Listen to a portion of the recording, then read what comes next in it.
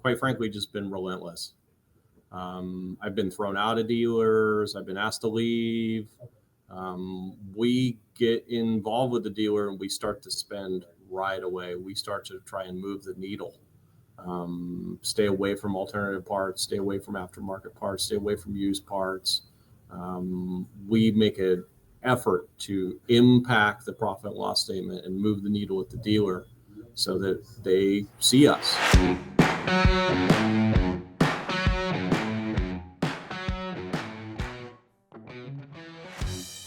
Welcome to another episode of the Collision Vision, driven by Auto Body News. As always, I'm your host, Cole Stramberg. And today we are continuing our series all about OE certifications with a look at what it takes to operate at the highest levels of the collision repair industry. Joining me today is Bryan Thompson, President and CEO of Beverly Coachcraft, an elite OE-certified collision center based in Los Angeles. Beverly Coachcraft is a go-to destination in LA for high-end vehicle repair, with certifications from brands like BMW, Mercedes-Benz, Porsche, Tesla, and more. In this episode, we'll talk about how Bryan has leveraged OEM certifications and dealership relationships to build one of the most trusted shops in one of the most competitive markets in the entire country. We'll cover how to get certified, how to build dealership sponsorships, and most importantly, how to turn those certifications into real business growth and improvement. Enjoy the show. This episode is brought to you by asTech. asTech is dedicated to safety, precision, and innovation in vehicle diagnostics. With industry-leading scanning and calibration solutions, asTech ensures every repair meets OEM standards, enhancing safety and customer satisfaction. Continuously testing and scanning new vehicles, asTech refines its technology to stay ahead of modern repair challenges. A tool stack covering 40-plus brands and a network of over 400 ASE and I-CAR certified technicians provides fast, accurate diagnostics that maximize efficiency. asTech, driven by precision, powered by safety. Visit astech.com today or call them at 1-888-486-1166. Enjoy the show.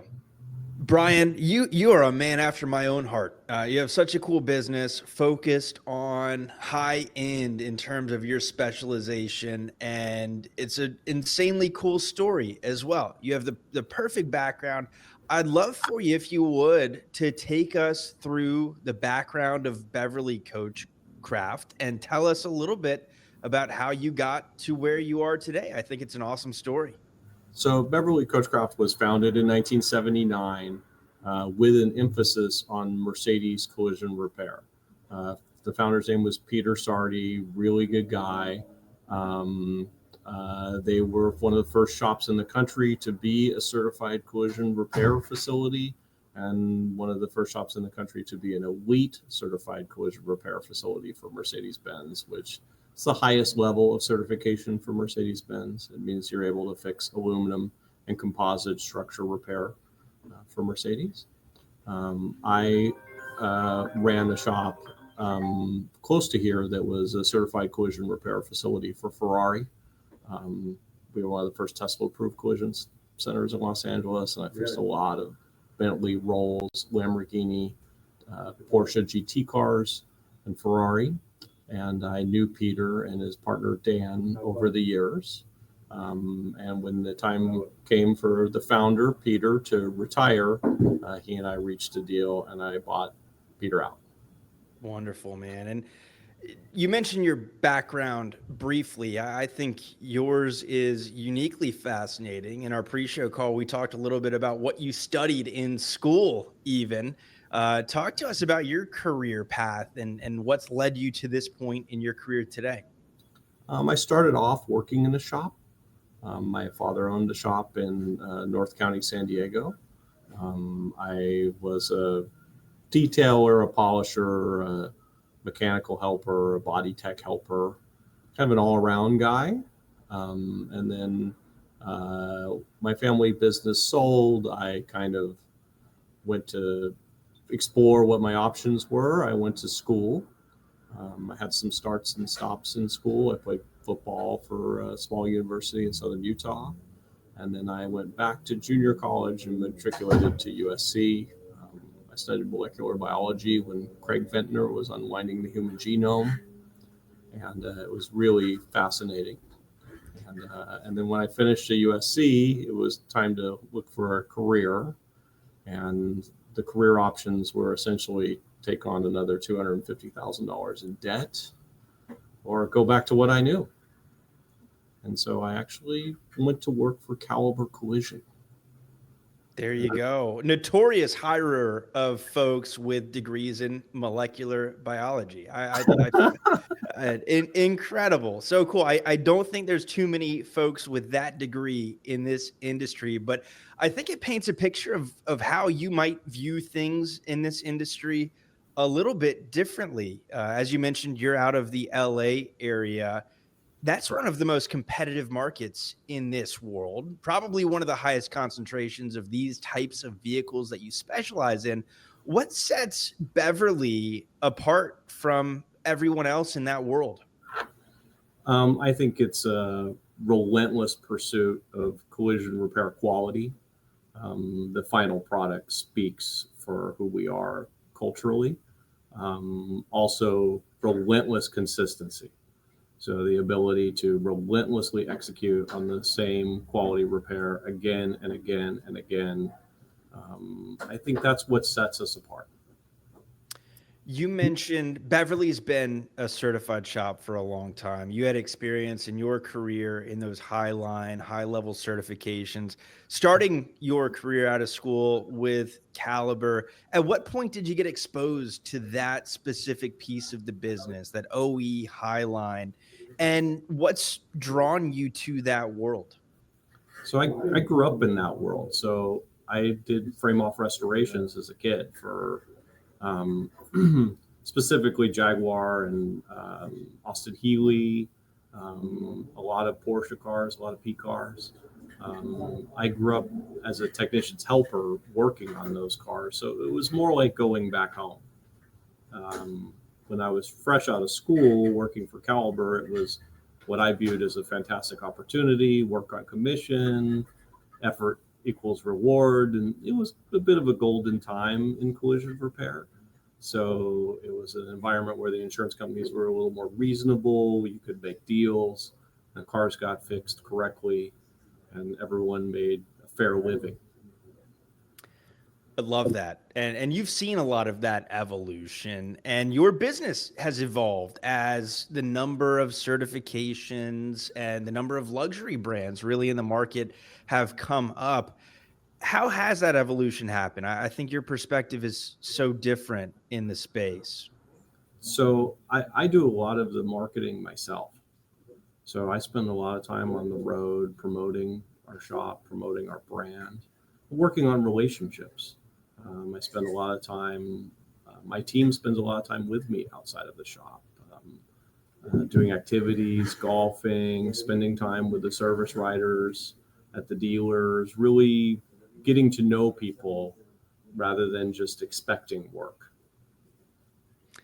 You're a relationship guy through and through. As we've had our pre-show call and conversations, that has been extremely evident. And I think you approach the business in a unique way. One of them is those relationships with the OEs and with dealers. Talk to me about how you maximize the value of OE certifications, because all certifications are not created equally. All dealer sponsorships are not created equally either. Well, this is a really tough environment for dealer sponsors and OE sponsors. It's highly competitive, and we offer a unique way to absolutely deliver on parts and service sales. So we believe in a reciprocal relationship with the dealers, where if you take care of us, we take care of you. We do everything in our power to flood their parts and service department with revenue and make our business, second to none with our competitors with regards to parts and service sales. I want to dive into that in a little bit, that partnership you have, because that is how you view it. In your marketing, I also want to talk a little bit about how these certifications are viewed from customers who expect more, right? Based on what they drive. These are not your typical, maybe DRP centric body shop type customers who, hey, my insurance company told us to be here. They're coming to you for a reason. How do these customers of high end vehicles view your certifications differently from, the shop down the street? We'll have the advantage and definitely the privilege of working in a market of very savvy customers who are hyper focused on their assets and the value of their assets. So they view a certified repair as the only option. And they want to either keep their lease contract intact or want to maintain the value of their asset to the highest level. And we deliver on repair quality. It's car by car. It's not reputation. It's what we deliver over the curb, every project, every time, every day. You've used the term quality on more than one occasion. I have a feeling you're going to use it more throughout our conversation as well. I know that is always front of mind. There is no question who your ultimate customer is, right? It's at the end of the day, it's the person who's going to be driving that vehicle, expecting a safe and proper repair. And we'll talk about kind of how we go about it. Or the manufacturer. Sure, absolutely. And we'll talk about all of those things. Before we do, and we get into some dealer relationship type commentary, talk to me about any business outcomes that might have been impacted that you wouldn't have seen coming with certifications. How has your volume been impacted with these certifications? How has your relationship, importantly, with insurance companies been impacted by doing business the way that you do it? I think our volume has increased. It's a very challenging environment right now. We have an uncertain economic environment, and we're able to drive sales through the door and increase our volume and increase the quality of projects and claims that we work on. We spend a lot of time focusing on quality projects. With regards to the insurance carriers, I think we're a bit of the wave of the future. So they're still learning to digest our business model. I wouldn't say it's something that they recognize or are willing to just accept. It's something that they're beginning to digest. Man, we've talked about it. The value of OE certifications are not created equal. Some are going to be more valuable than others. There's parts restrictions. There's a lot of things to consider when evaluating OE cert opportunities. One major thing to consider, and I know this is a key component to a few of your certifications, is the dealer sponsorship. How have you gone about getting that done and building those relationships with dealerships in your market? So, the dealer relationship, I've quite frankly just been relentless. I've been thrown out of dealers. I've been asked to leave. We get involved with the dealer and we start to spend right away. We start to try and move the needle. Stay away from alternative parts, stay away from aftermarket parts, stay away from used parts. We make an effort to impact the profit and loss statement and move the needle at the dealer so that they see us. They see us on the P&L statement, and then they see us physically. We start to show up. We start to bring breakfast. We start to occupy the space, and we command their attention. And sometimes it goes good. Sometimes, we're asked to leave. The risk you run, right? You're there. It's a balancing act, I would imagine, between being of value and being annoying, and finding that right chord to hit must be an art. It's also a matter of being there when the time is right. You never know what their other partners are doing. You might show up on a day where they're just not getting it done, and that door that was closed yesterday might very well be open today. Generally speaking, and I know you work with multiple different dealers for multiple different brands, how can you make yourself as a collision repairer attractive to dealers to where they might look to be open to sponsoring you? What do they like to see? I sell the spend, right? I sell our ability to buy parts and service. Many shops, I believe, will take the sponsorship. They'll hoard all the mechanical labor. They're ineffective at billing body labor, and they will, the shop will be profitable, but the dealer will not see much effect. So that's our biggest way that we try to, have an impact on the dealer. Also, presence, being there, showing up, being very, very consistent. The one thing I preach in our organization is relentless consistency. If it's going to be Friday lunch, it's every Friday lunch. If I have to drive to an hour and a half away to drop off Danishes every Friday morning, I'm there every Friday morning, no matter how I feel. So that relentless consistency, I think, is one of the key components of our success. Love it. Being there, being the Danish guy on Fridays if you need to build that relationship and get it done. And you mentioned something that I am called back to your molecular biology background, and that's that symbiotic relationship. You might be able to tell I was not a biology major. I'm pretty sure I got a C in high school biology, but I'm pretty sure symbiosis comes to play in there, or mitochondria or something like that. But it makes sense. Be there, have a mutually beneficial relationship, be thinking about how your partners are going to be impacted by your actions and the work you're putting in up front, which might be costly. It might be time consuming, but it's building that rapport and building that trust, which has to go a long way before they're ready to partner with you and sponsor you and go through that process. We talk about how to earn their trust and how to earn their sponsorship.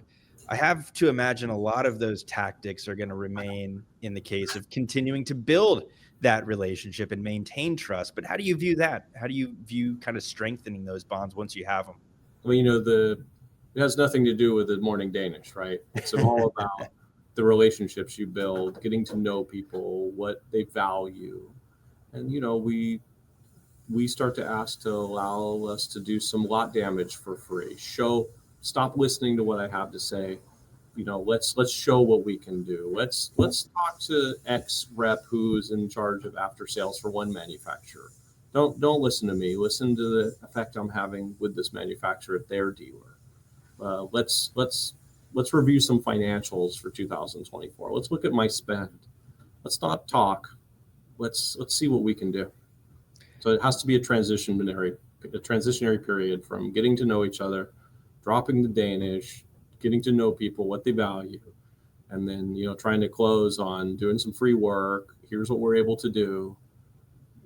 I'm targeting very high line brands. So you have to develop some trust and then be given an opportunity. Relentless consistency, relentless persistence, and it seems like to an extent, relentless transparency, going through numbers and financials and showing what you do, being open to putting them together with existing customers and past customers to hear the real story. Hey, I'm selling it, but listen to the customers themselves, I think is a fascinating thing. If you had to start over and none of these relationships were in existence, and put differently, if you're a shop owner listening who, hey, I love the sound of this, I like these certifications, what advice would you give that shop owner who's just beginning to establish and form these relationships? I would definitely have them plan out their week, devote some time to being outside of the shop, devote some time to going to dealers. Expect rejection. Expect a lot of rejection. If you're new to this business and you're a DRP model, start to pick off one OEM at a time and try and transition that relationship, because the DRP model is completely one-sided. It benefits one side. So you need to pursue a win-win. So the OEM certification gives you leverage to come to the table to pursue a win-win strategy instead of being trapped in a win-lose. Well put. Now, I think we've buried the lead a little bit here. If you would, I want to talk about some certifications and how to select the best certifications for your business and your market. But taking a step back, can you share with us some of the certifications that you guys at Beverly have today? We're Mercedes Elite and EQ. We're a BMW CCRC. We're a certified collision repair center for BMW. We're a Tesla approved collision center. We're Lexus approved. We just got approved from Lexus. We're a Nissan Infiniti certified collision repair facility. We're sponsored for Porsche approved collision center.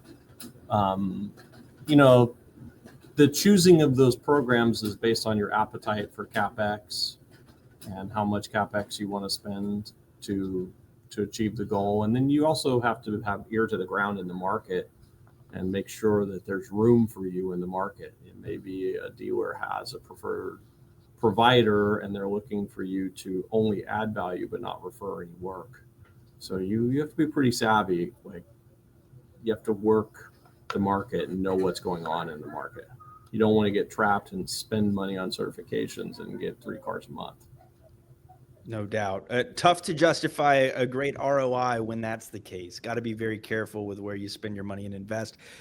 How would you suggest going about, in generalities, selecting the right certifications for you? What matters when it comes to the quality of the OE certification beyond just the dealer sponsorship and relationship? Well, for me in my market, I'm looking for special construction. I'm looking for leverage. I mean, I can word it in many different ways, but I'm looking for leverage. So special knowledge, special construction cars that require technicians and special tools and equipment where I can elevate the labor rate and where I can charge, a higher labor rate per operation. We're in a brutal market. The rent is very high. The labor is expensive here. So I have to maximize every dollar. So I'm looking for cars that are specialty cars, special construction, restricted parts that only I can fix the car and leverage that for higher labor rates. Love it. It's a fantastic checklist for anyone listening who's looking at exploring the OE world. That's where you maximize your leverage and your value of an OEM certification.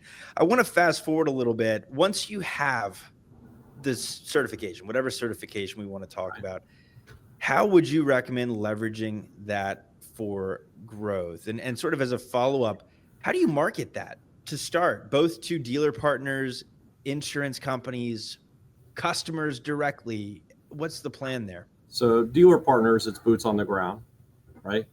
It's showing up to the dealer, marketing it directly to I market it to lower level employees, porters, people who answer the phone.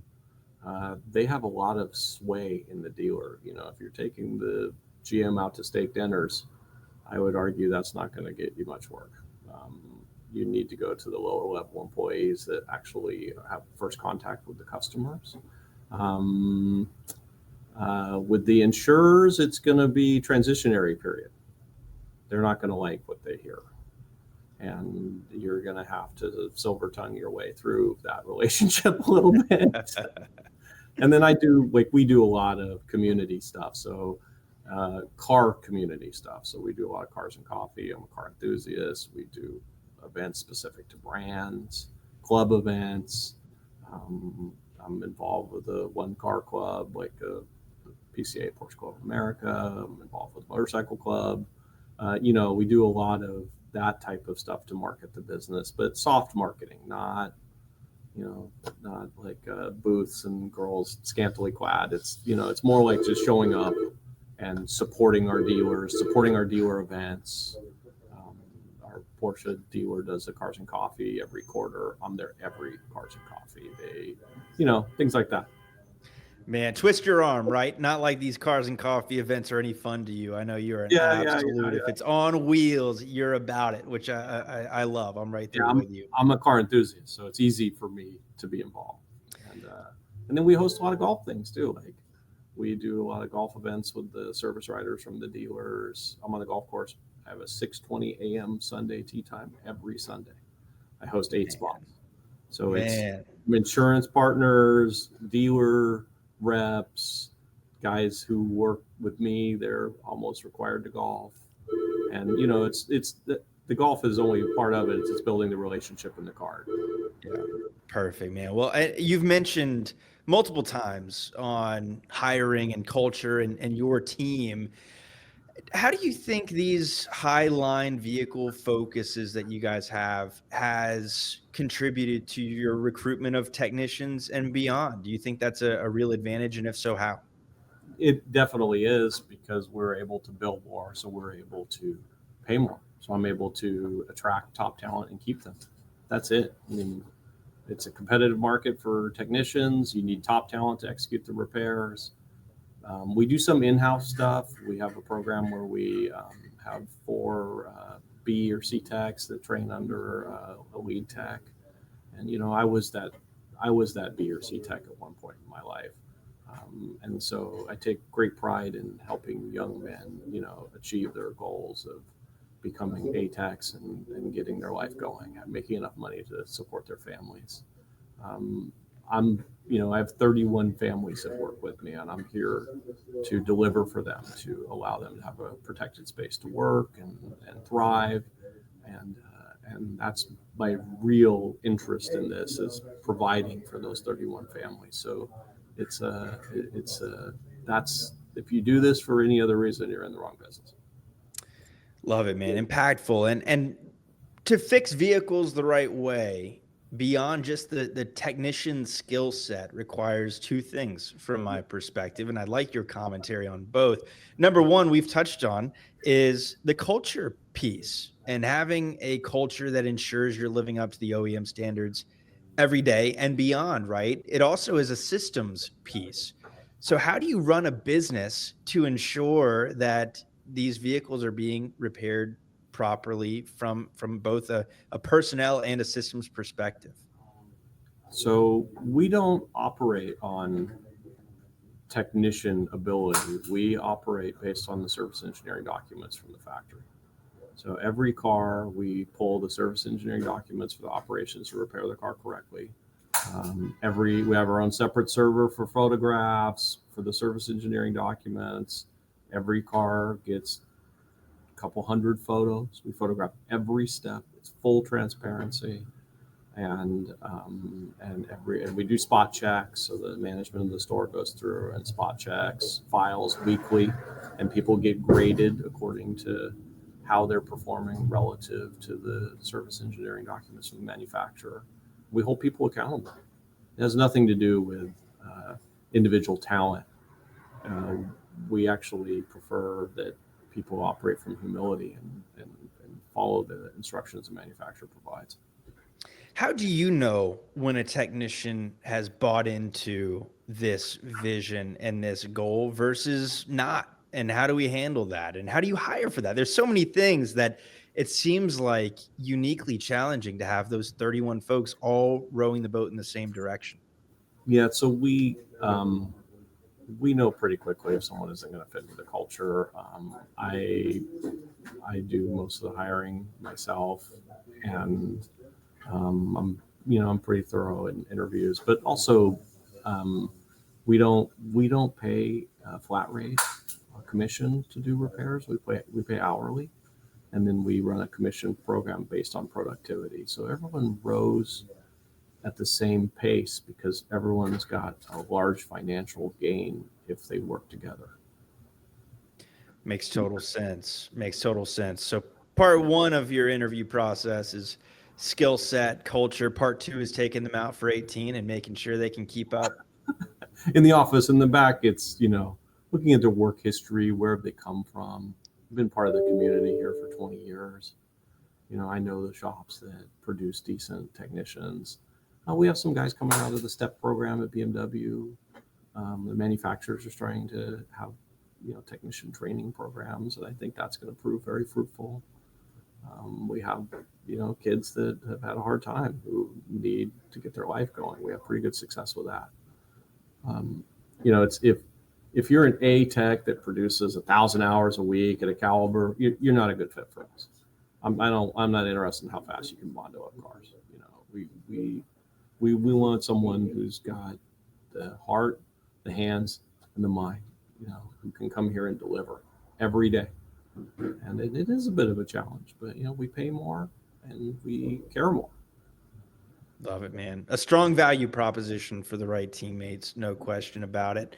Moving back to sort of the tactical piece of OEM certifications, you've seen over the course of your career the same certification programs evolve tremendously. How have you seen a lot of these high-line brands evolve their program, particularly around some of these new technological innovations like EVs, ADAS calibration? Feels like a different world than it was maybe even a decade ago. And I was fixing BMW E60s when that was the only aluminum car on the road.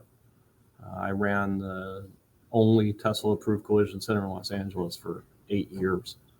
I bought in early, and it's proved very fruitful. I think people who fight that technology, they're going to be in for a tough day. The era of strapping cars to the ground and pulling on them and putting them over the curb is over. No question. Yeah, if you don't like change, I have some bad news for you because I think we're going to continue to see change at the speed we've probably never seen it before here over the next 5 to 10 years. And buckle up. And it's folks like you who are keeping your ear to the ground and up to date with OE trends and changes that are going to really be successful for the future of this industry, which is going to look very different than it does even today. Yeah, with electrification, the service is going to be limited. OEMs are looking at after sales. Collision is a bigger percent of after sales. They're hyper focused on collision. Oh yeah. Well, and I'll tell you this too. It's to that I look back to 08, 09, coming from the equipment side of the business. Dealers doubled down in times of economic challenges and uncertainty on fixed ops. And in the case of EVs, to your point, fixed ops is somewhat limited from a service perspective, but it is not limited from a collision repair perspective. Yeah. So far, the smart driving systems haven't saved people from too many collisions. Yeah, well, it doesn't stand a chance compared to these babies right here too. But also, it's a limiting factor with who all can fix these vehicles. So these certifications are a compelling strategic advantage for folks listening that love the idea of repairing highline vehicles. What have you seen some of the biggest misconceptions about your specific specialization within the world of collision repair? The misconceptions is that it's brutally expensive. You're not going to recover your capital expenditure. Like, anyone who's stuck in 1988 is going to come up with a million different reasons to not get involved, right? But the era of making 60% GP fixing cars with 10 tools is over. So, we're going to end up in a world of large MSOs that cater to insurance companies' needs and certified collision repair facilities where people who care about their assets have their cars repaired. So you either need to get on board with the new technology and evolve or sell to an MSO. You are speaking my language, man. We had a whole series at the beginning of the year called The End of the Era of the Single Store Generalist Body Shop. It's not where it's going in the future. It's going towards specialization and being really, really good at what you're doing and not being all things to all people. When I put on my hat of the independent collision repairer who wants to get into your world, it's a cool world to aspire to be in. It feels like a bit of a chicken or an egg situation in terms of where to start. So from their perspective, where do you focus? Is it training? Is it tools and equipment? Is it facilities, or is it relationships? I would say it's relationships and training. Tooling comes last. Tooling is a large expense, and you need to work on the relationships to make sure you're going to get the work, and you need to work on the training to make sure you're surrounded with the right group of people to pull off what it is that you're trying to achieve. If you have the relationships and the training, the tools just a credit card, lease, check away. That's the easy part. The hard part is developing the relationships and making sure you're surrounded by the right group of people to pull off the training and have the right group fix the cars. There you go. Fantastic.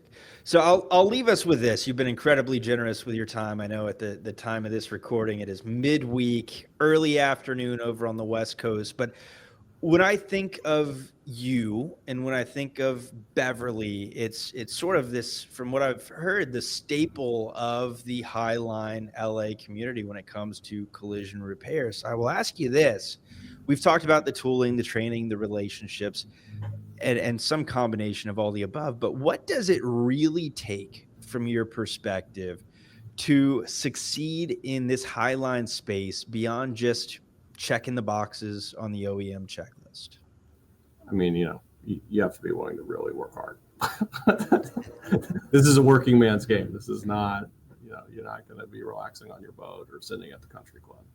You have to be willing to work, and you have to really just execute the repairs and be very consistent in your business development marketing.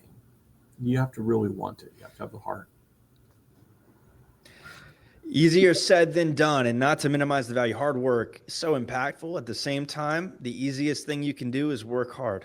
And it's kind of a great thing to hear, I think, if I'm an independent operator looking to follow in your footsteps. Bryan, man, you have been so generous with your time. I have a feeling there is a ton of interest in your business model and your specialty in the collision repair ecosystem from folks who want to follow in your footsteps. Where can people connect with you or follow along with your journey? They can connect with me on LinkedIn or Beverly Coachcraft on LinkedIn. We have an Instagram page. They can check out our website.